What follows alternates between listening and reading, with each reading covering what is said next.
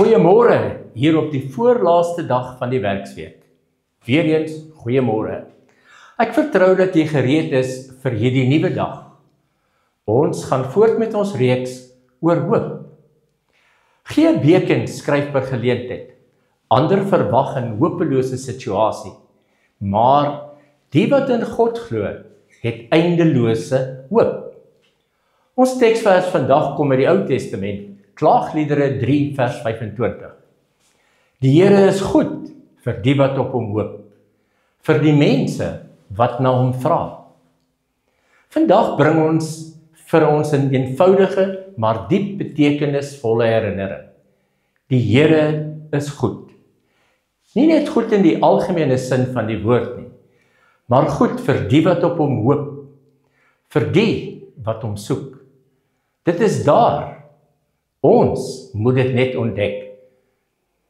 In 'n wêreld waar onsekerheid, pyn en teleurstelling dikwels die oorhand kry, is dit maklik om moedeloos te raak.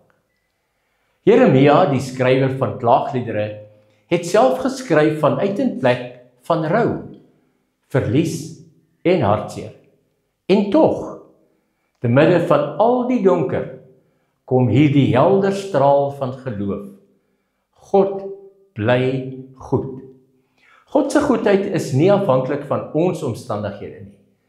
Sy goedheid is nie veranderlik soos die weer of soos mense se gevoelens nie. Dit is seker, standvastig en getrou. Wat wel gevra kan word, is dat ons bly hoop, dat ons bly soek. Wanneer ons dus vanoggend wakker word, met 'n nuwe dag voor ons, word ons uitgenooi om weer ons hoop op God te plaas. Nie omdat ons al die antwoorde het nie, maar omdat hy die een is wat ons soek en wat hom laat vind. Sy goedheid lê nie net in wat hy gee nie, maar in wie hy is. Vandag se uitnodiging, begin jou dag deur stil te word voor die Here. Vra hom, hoop op hom en vertrou dat hy op sy tyd en op sy manier goed sal wees vir jou. Gaan soek dit. Dit is daar. Kom ons bid saam. Here, dankie dat U goed is vir die wat op U hoop.